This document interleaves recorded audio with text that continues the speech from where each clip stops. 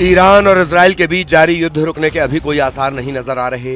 दोनों देशों की तरफ से बम बारूद के हमले हों या फिर बयानों के हमले, दोनों एक ही रफ्तार से जारी हैं।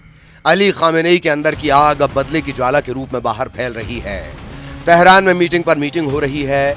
बीमार, हताश और परेशान 85 साल के अली खामेनेई ने मुट्ठी बांधकर ऐलान किया है कि इजराइल को जलाकर राख कर देंगे, लेकिन कब कैसे तारीख नहीं बताएंगे। और इस बीच ईरान से एक और बड़ी खबर आई है कि अली खामेनेई ने अपने दूसरे बेटे मुज्तबा खामेनेई को उत्तराधिकारी चुन लिया है। खबर की पुष्टि नहीं हुई है, लेकिन किसी भी वक्त तेहरान से इसकी प्रेस रिलीज जारी हो सकती है। ईरान तीसरी बार इजराइल पर हमले की तैयारी कर रहा है और इसी साल अप्रैल में पहली बार, 1 अक्टूबर को दूसरी बार और अब तीसरी बार ईरान इजराइल पर टूट पड़ेगा। लेकिन क्या इजराइल हाथ पर हाथ धरे ईरान के हमले का इंतजार कर रहा है? बिल्कुल नहीं। इजराइल की तैयारी ईरान की ईंट से ईंट बजा देने की है, लेकिन इसकी डिटेल आगे। तालेघन 2 परमाणु केंद्र पर हमले ने ईरान के परमाणु ऑपरेशन की सबसे गुप्त परतों को भेद दिया है। यह क्लियर संकेत है कि इजराइल के पास ईरान की गुप्त गतिविधियों के बारे में गहरी जानकारी है। इस साल की शुरुआत में अमेरिका और इजराइल की खुफिया एजेंसियों ने पार्चिन के तालेघन 2 परिसर में फिर से गतिविधि का पता लगाना शुरू किया था। ईरान की गतिविधियां कथित तौर पर इतनी गुप्त थीं कि ईरानी सरकार के केवल एक छोटे से हिस्से को ही उनके बारे में पता था, लेकिन ईरान भेद छिपा न सका और अंजाम है कि अब ईरान की प्रतिष्ठा पर बनाई है।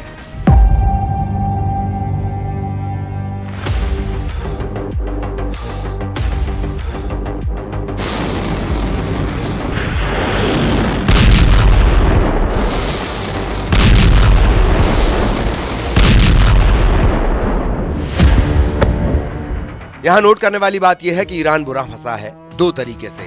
पहला यह कि अपनी न्यूक्लियर फैसिलिटी पर हमला होने की सूरत में भी इजराइल को जवाब नहीं दिया तो मिडिल ईस्ट ही नहीं पूरी दुनिया में उसकी साख को धक्का लगेगा।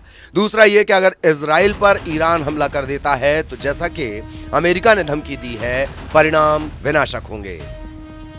मतलब अली खामेनेई के लिए इधर कुआं उधर खाई वाली स्थिति है और बीच में है सुप्रीम लीडर अली खामेनेई की बीमारी, जिन्हें लेकर अब खबर आ रही है कि अली खामेनेई ने अपने दूसरे बेटे मुज्तबा खामेनेई को अपनी जिम्मेदारी सौंप दी है। हालांकि इसकी आधिकारिक पुष्टि अभी नहीं हो पाई है।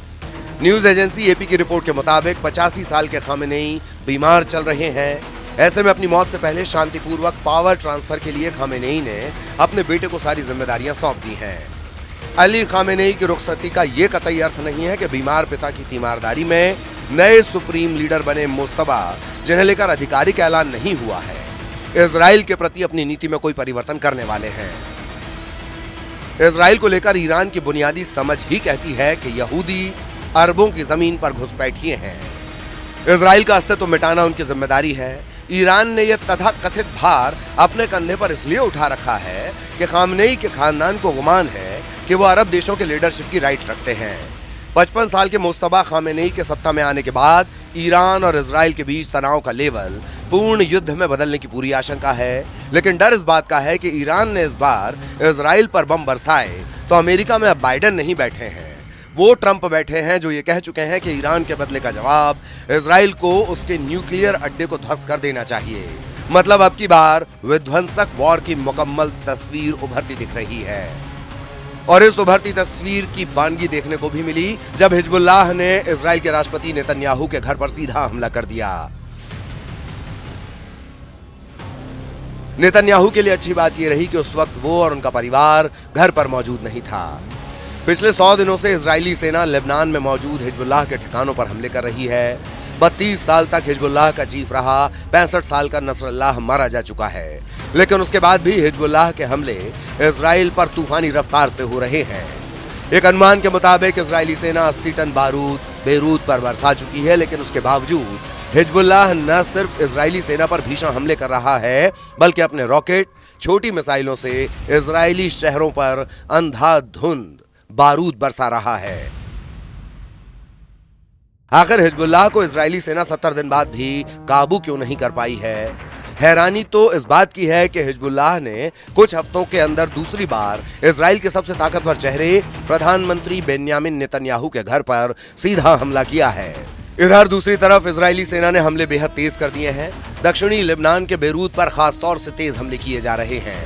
दक्षिण और पूर्वी लेबनान में इजरायली हवाई हमलों में 11 लोगों की मौत हो गई।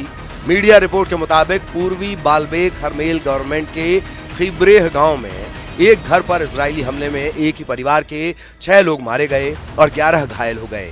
इसके अलावा नाबातिया में गोदाम पर हुए हमले में 5 कर्मचारी मारे गए हैं। 23 सितंबर 2024 से इजराइल ने लेबनान पर हवाई हमले तेज किए हुए हैं। अक्टूबर की शुरुआत में इजराइल ने लेबनान सीमा पर जमीनी अभियान भी शुरू कर दिया था। 8 अक्टूबर 2023 से अब तक इजरायली हमलों में लेबनान में 3,452 लोग मारे गए और 14,664 लोग घायल हुए हैं।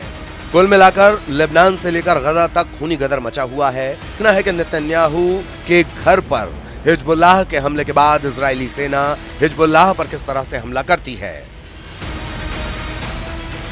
Bureau report, news 18।